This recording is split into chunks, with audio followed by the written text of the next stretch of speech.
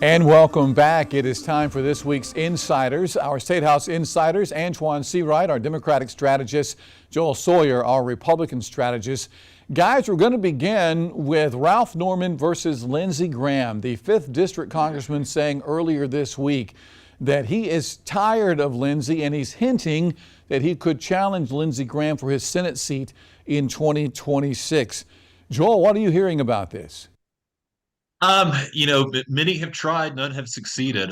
Lindsey Graham was first elected to that seat back in 2002.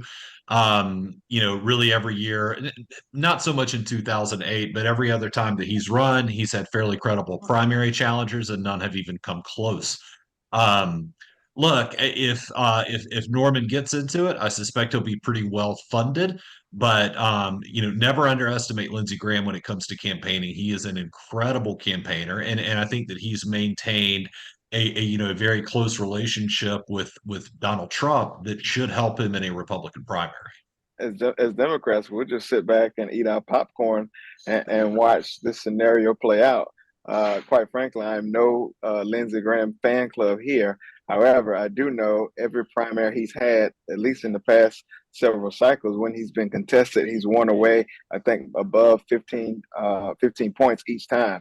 And certainly he is a heavy political weight in the Republican preference primary when he's up for re-election. However, I do think the tectonic plates are shifting among Republican primary voters, which means I think vulnerable Lindsey Graham in a Republican primary, whatever that means, could mean vulnerable Lindsey Graham in the general election with the right opponent, with the right, effort being galvanized by the Democrats in the state of South Carolina.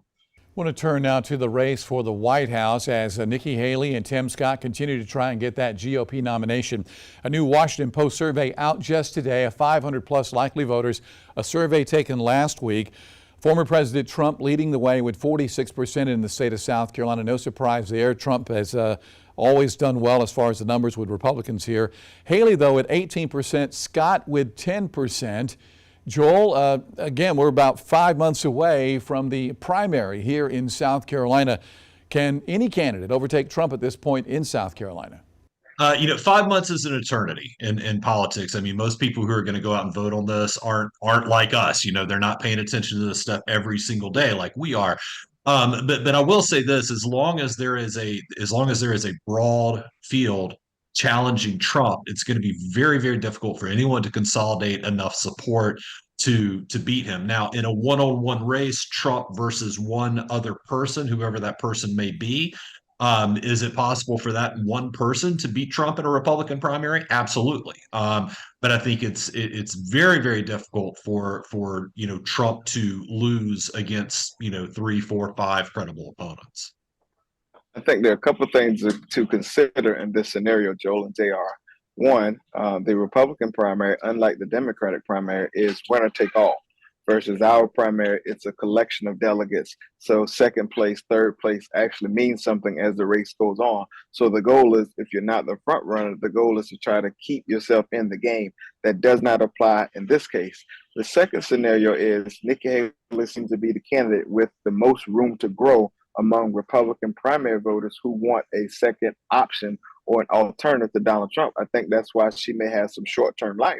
The third thing to consider is we've seen this movie before. We've seen Herman Cain, we've seen Scott Walker, we've seen a number of candidates who have early support and they seem like they're getting some traction in the Republican primary, and then they fan out as the race goes on. I think Donald Trump has not peaked yet, believe it or not. And I think the more attention he runs, the more the political chattering class has to understand he's running a primary without having to campaign. And so I don't think he's peaked in South Carolina. I don't think he's peaked in other states that may have primary elections coming up. So sadly, it's going to be tough for any candidate other than someone named Donald J. Trump to catch up with him in order to seek to have the nomination.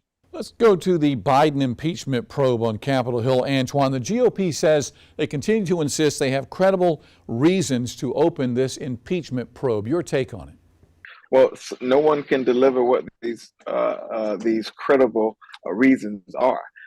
If being a supportive, loving father is a reason to impeach a president or impeach anyone or remove them, attempt to move them from office, then we will have no politicians in office. Sadly, the Republicans are trying to distract from the lack of things they've been able to do and deliver, and they want to use the president's son as a scapegoat to go after the president. It's just distractionary tactics. It's the reason why people are turned off from politics as a whole. And quite frankly, it's sad because if politicians take a look in the mirror, even those on the Republican side who are pushing impeachment, they would not be in the office they hold, considering some of the things their family members may be accused of, or even them.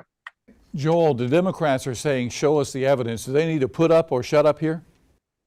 At some point you have to, because look, I mean, if you get out in front of the public, I mean, impeachment is really more about making a case to the public than it is about making a case to the Congress. Because look, I mean, let's face it, we know how the vote's going to go down in the Congress, right? Republicans are going to vote one way, Democrats are going to vote the other. And so if they put this stuff out there and it's not compelling, and the average voter is sitting there just saying, give me a break, this is nothing, then they've kind of they've kind of shot themselves in the foot a little bit, I think.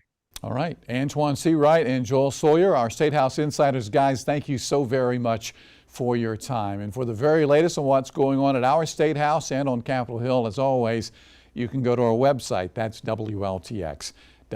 Stay with